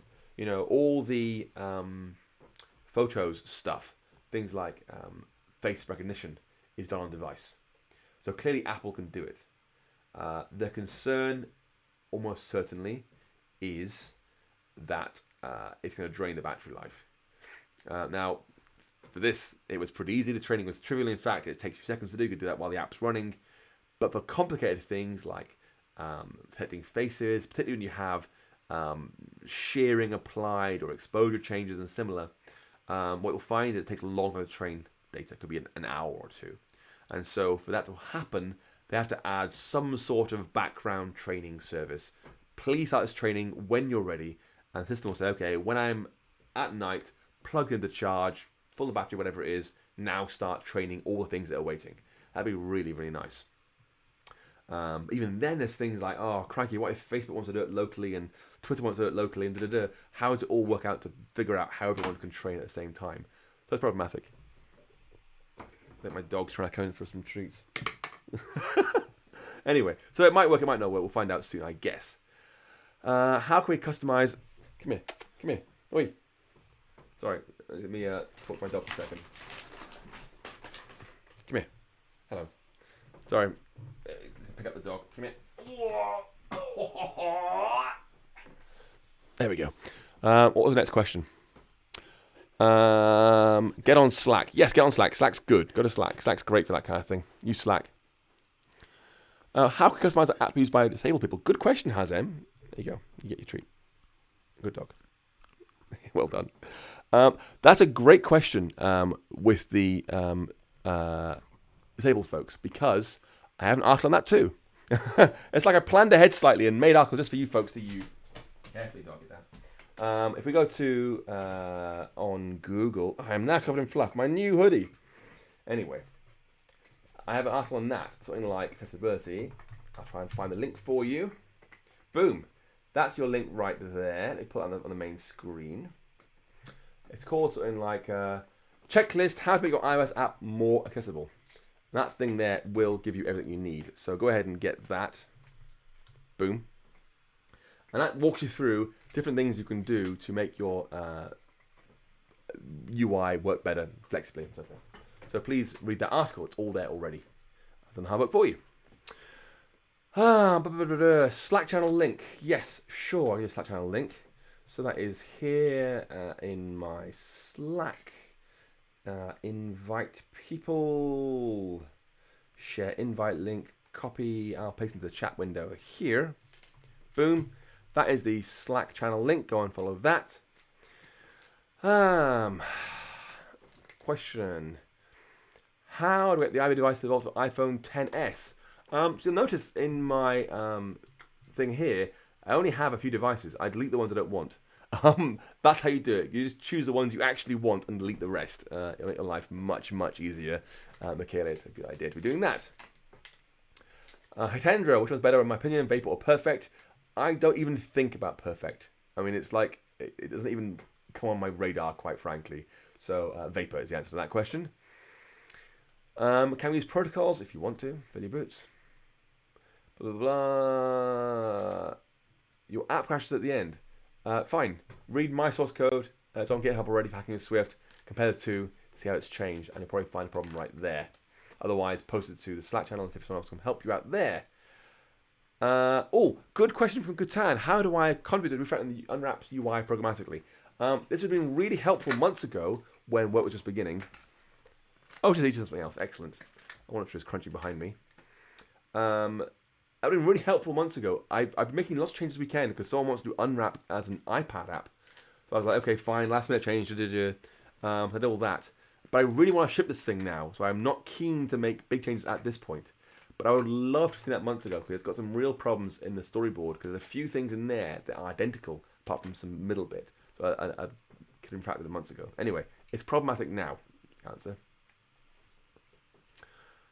Will I make sure about Viper? No, I won't.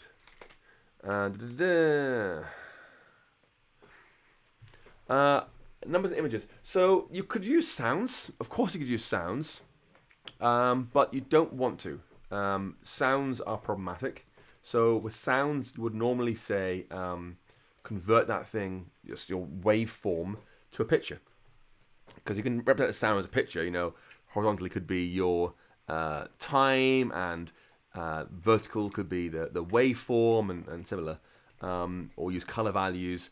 And that way you're recognizing pixels, versus audio. So it's a good idea to use sounds, images for sounds if possible. What do you think about coding boot camps?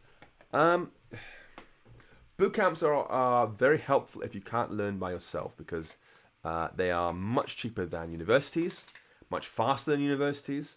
They have cool things like Lambda these days where you don't pay anything up front, you pay after the fact. They can give you housing, they can do much more. So they're really cool right now, which is great.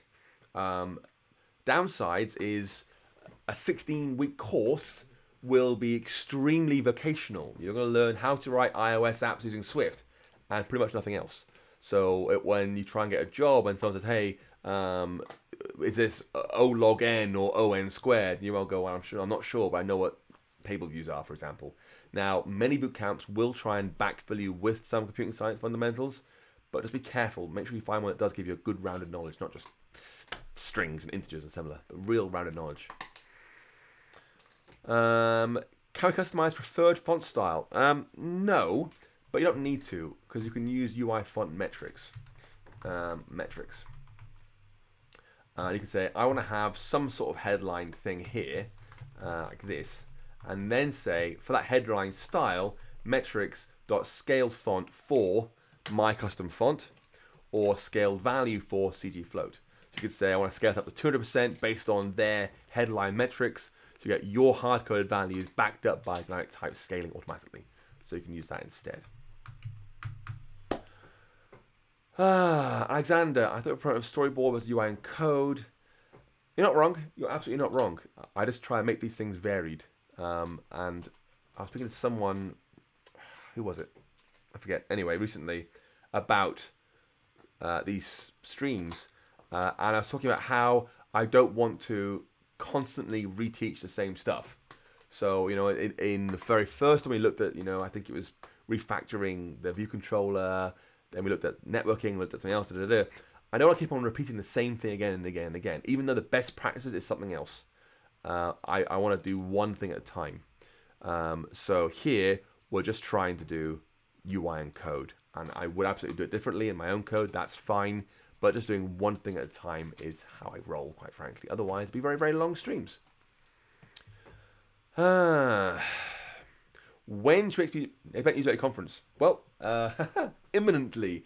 I can tell you now, I have founded my own company. It's called Hudson Heavy Industries. I have paid the deposit for a venue. So we have a hard, fixed date now. It's not changing. The conference is definitely happening this year in the UK, in Bath, my hometown. So by all means, please come and join us. I haven't announced it yet because that takes time, takes a website update and similar. But you can definitely rely on the conference definitely happening because I've paid the money now, personally. It's definitely happening. The dates are July the 8th and July the 9th. So if you want to come to the UK for those 2 days, come to Bath. It's going to be a full day of sessions. So lots of learning hands-on from inspirational folks, my preferred speakers ideally. And day 2 is going to be full-on tutorials like you'd get with my regular Hacking Yourself stuff. So we're going to have everything new from WW19 broken down into hands-on projects we can build together live on stage with folks walking around to answer questions. So I recommend if you have 2 days and you want to get all of Dub crammed into that amount of time, come along to that. It'll be great fun. I'm looking forward to it. Hopefully I'll announce it live this week to the rest of the world. You folks get a little preview because you are coming on to my live streams. But it'll be going live on the site this week, all being well. It's definitely happening, is the short version. Anthony Lee, do I think AKA Arcade will be big in a few years? Oh, Mark, I would love to see you there. That'd be amazing. I'd love to see you there. It'd be so cool. Do I think it'll be big in a few years? Yes, I do. In a few years, it's definitely going to be big. It has to be. It is so cool. It's so advanced. It's so powerful. Apple keep pushing it further and further forward. It's amazing right now. So I think it's going to be in a few years. Everyone's waiting for the glasses because holding up your phone just looks weird. Same for iPads. So yeah, as soon as Apple say, and here are the smart glasses, it'll be huge. And helpfully, lots of folks have written tutorials, written apps and so forth. The ecosystem's already there. People have got software to go. It's now just waiting for the hardware to come in. How was App DevCon? It was good. I gave a closing keynote. It's the first time I think where I've been genuinely angry on stage. I wasn't like screaming the red in the face, but I was very much behind the weight of my words. Let's put it that way. I was making changes to the last minute, like really minutes before I was getting on stage. I was still tweaking my slides because I want to get them exactly right. I didn't want to muff them up too much. It took me a lot of work to make that. So 228 slides, I think, on that talk. I spent a lot of time getting it exactly right. So it was stressful because I was doing slides all day, preparing for my talk, getting it exactly right, preparing again and again and again. But the end result is folks seemed very happy. They're very happy indeed. They love the talk. And that's nice. I like folks, clapping and cheering and saying they love the talk. That's great. But that particular talk was about how we should be more inclusive as a community, how we've got to reach beyond what we have right now and do better morally and ethically in terms of quality and more.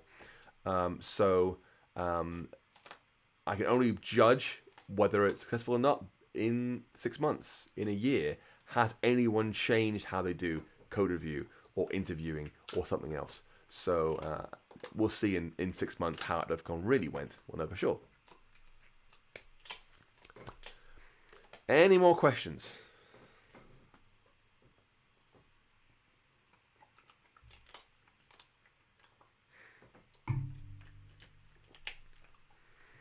What caused my anger?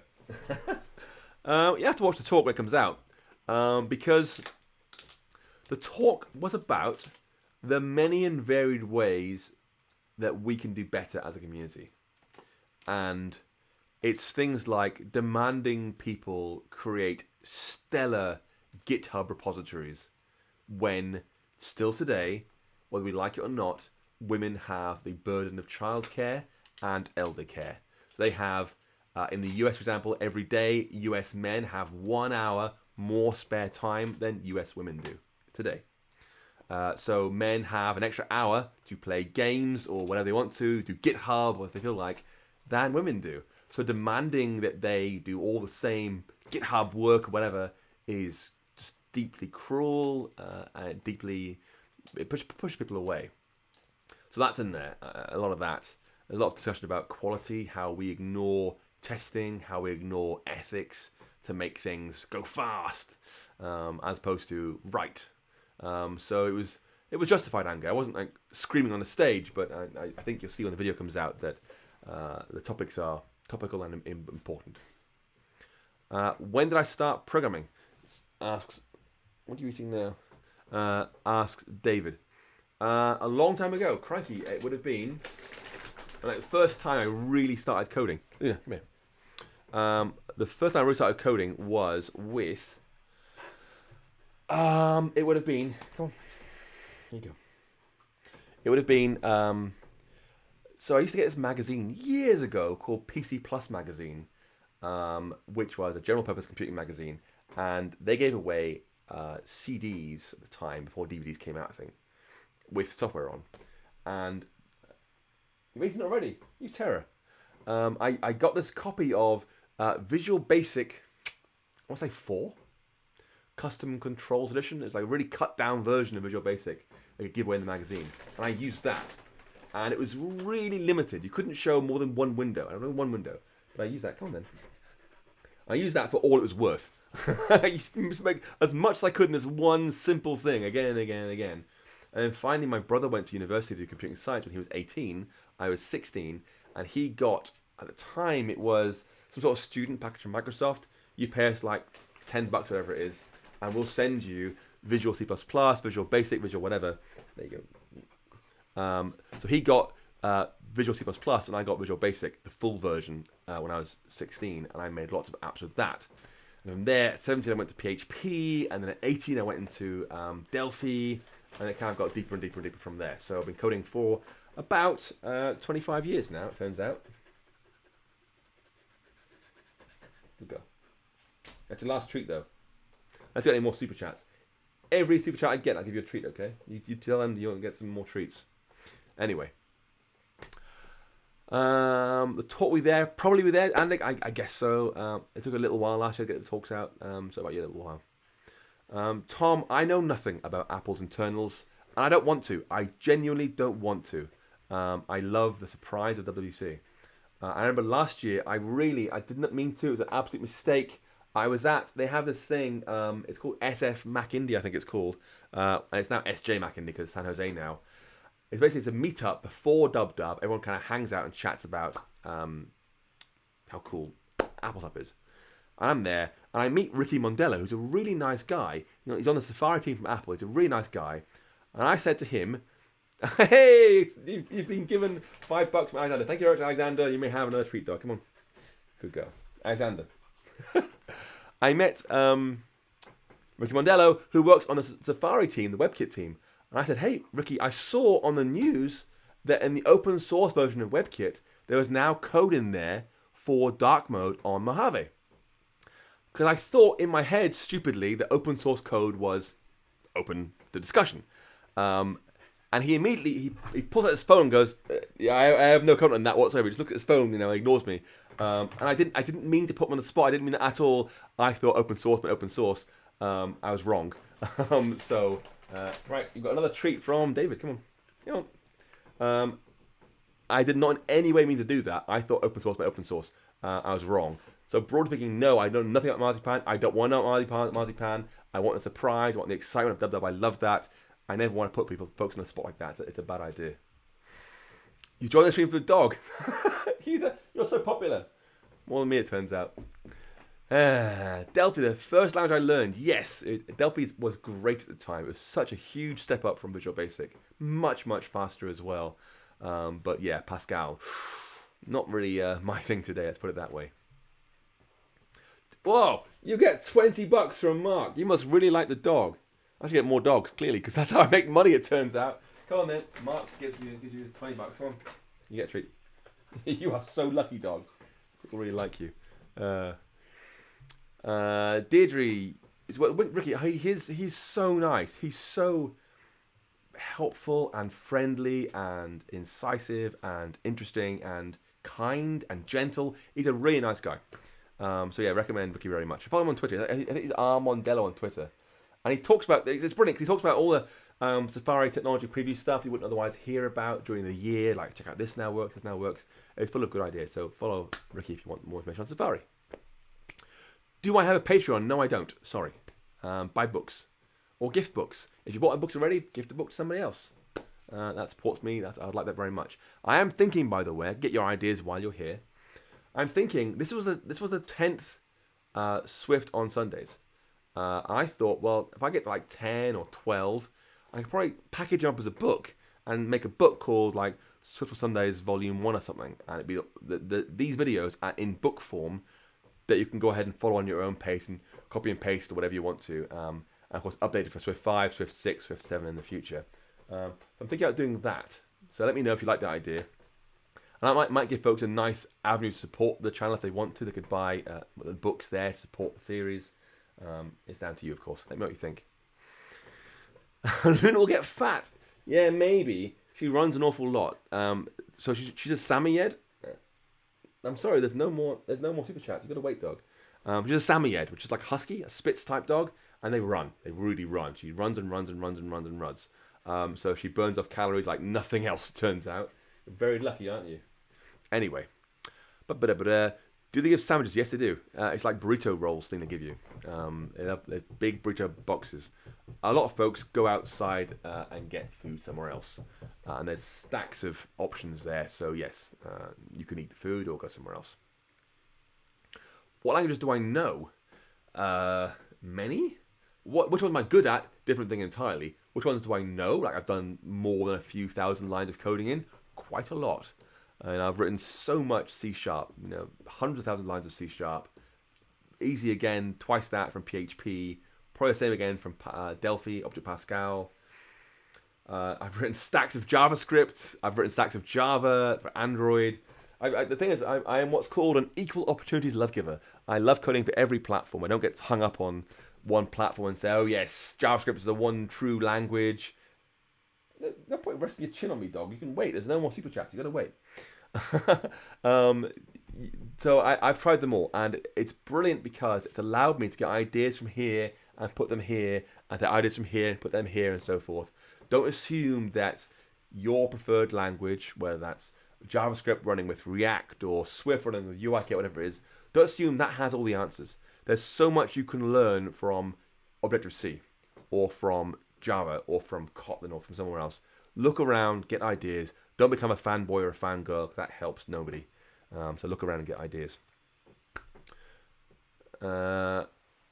Chance doing Swift and Sundays at a different time. You mean the 10 a.m. UK time? Maybe. We had lower numbers that day. Sorry, dog, you gotta wait.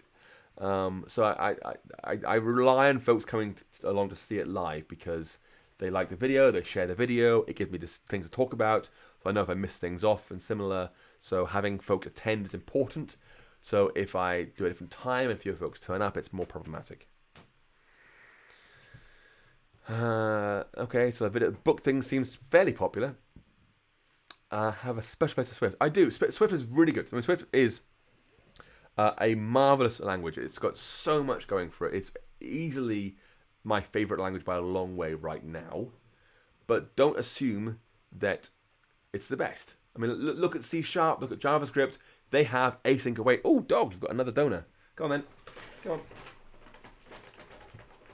on. They have things like async await. Come on. Good go. Async await lets us do multitasking significantly more easily. And Swift has not got that yet. It might come in Swift 6, I expect. That's huge. So don't get hung up on one language. I love Swift. I think it's the best language by a long, long way right now. But it doesn't mean it's best at everything. There are things that do, other languages do things better in some respects. Which I find I use personally. I have a 10s Max because it's just brilliant. It's a ridiculously powerful phone. This is a really, really good phone. I always buy the latest phone. I'm on the upgrade program, so I have the latest phone. But I prefer having more space on the device. I mean, it's a massively important device for me, so I use it all the time. So yes, I need a big phone. Okay, that is now 10 to 8 London time. Any more questions? This is your last chance to go ahead and ask them. I'll do my best to answer them.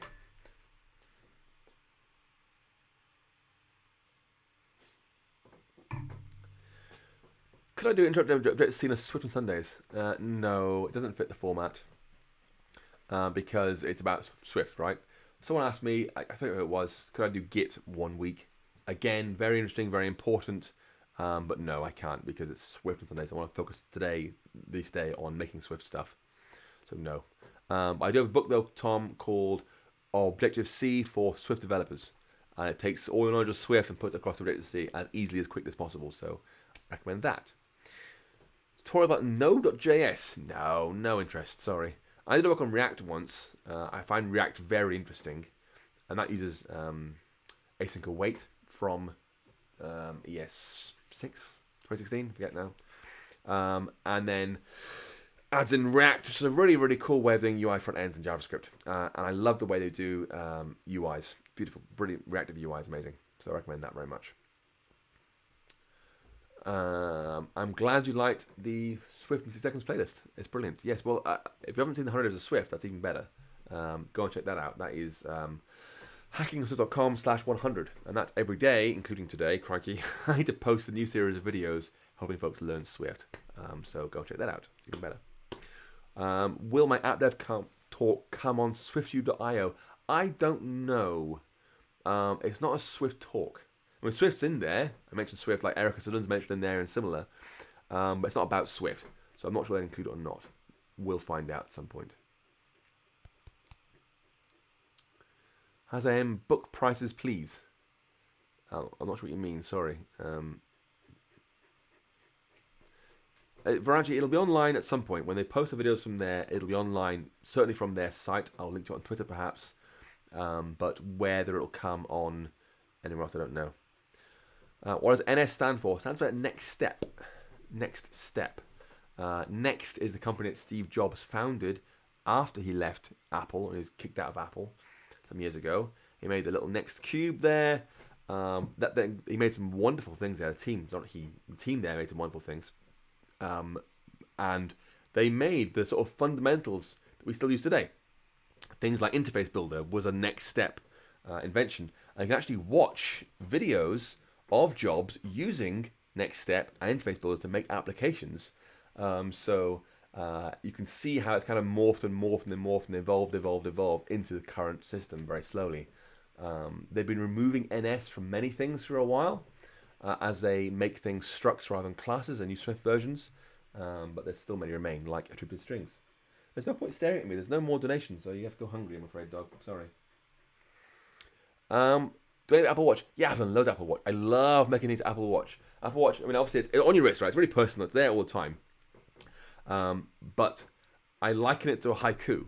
Because in a haiku, you've got to have like 5 syllables, 7 syllables, 5 syllables. You've got to work with very limited constraints. And it forces you to think about every syllable you're writing with, right? With Apple Watch, you've got a super short attention span, like seconds to work with. You've got a much simpler CPU, much less RAM to work with, much smaller screen space. So it's like the ultimate haiku for programming. How do you make something useful in this tiny, tiny space? Come here, all right, come here then, come here. It's great fun. So I've got a book on that called Hacking with WatchOS, and I go into great things in there. We even make a sprite kit game using the digital crown in WatchOS. It's great fun. Do I miss Steve Jobs? Never met the guy. Wasn't terribly nice interpersonally, so no, I don't really miss him, I guess. RX Swift, no. Gatsby, no idea what it is. UI view controller transitions. So that's an interesting API. That's an interesting API because it's really hard to use. Like, you want something fairly simple, it takes a lot of work to do. And I think it's no surprise that most apps just don't use them. So yeah, Apple sort of misfired on that one slightly. How long will it take to become an iOS engineer? It's a very hard question to answer. I have another article on that might help you. Well, it's one of the really early ones. So something like hacking with Swift, job iOS developer or something, and you'll find the article in there. Boom, that thing there. That walks you through all my insight on that. So it's like entry-level roles, do this, this, and this. Junior roles, do this, this, and this. Mid-level roles, senior roles, and more. So you might find that a useful idea to get started with. Go and read that. What's my view on Steve Jobs? I don't work at Apple. I'm definitively not an Apple employee. I have no view on Steve Jobs. Never met the guy. Obviously, incredibly good at marketing. A wonderful presenter. Really the best out there I've ever seen in my life. But very unfriendly towards human beings. What's the name of the article? The article's called How to Get a Job as an iOS Developer. So it's pretty easy to find. Don't stare at me, dog. I'm sorry. You've had your treats. That's it. That's it, I'm afraid. David, that's very interesting, but I've never used Gatsby, I'm afraid. Sorry. Yes. Mihail recommended Hero. Hero is one of the most popular GitHub projects for a reason. It does a great job of making transitions easier. So yes, I recommend that as well, actually. I've used that a couple of times out of curiosity, and it is very, very good at what it does. Anyway, that is now 5 minutes to 8. It's your last chance to ask questions, at least live. Otherwise, I'll see you on Twitter. I am Two Straws. There's a Slack channel. You can email. You try to catch your tail, dog. Good grief. You can email me. Silly dog. Anyway, you can email me. I am Paul at hackingwithstuff.com. Tweet me, whatever you want to, or Slack me. All the channels there. Look, dog, seriously. Otherwise, I'll see you online. Last chance.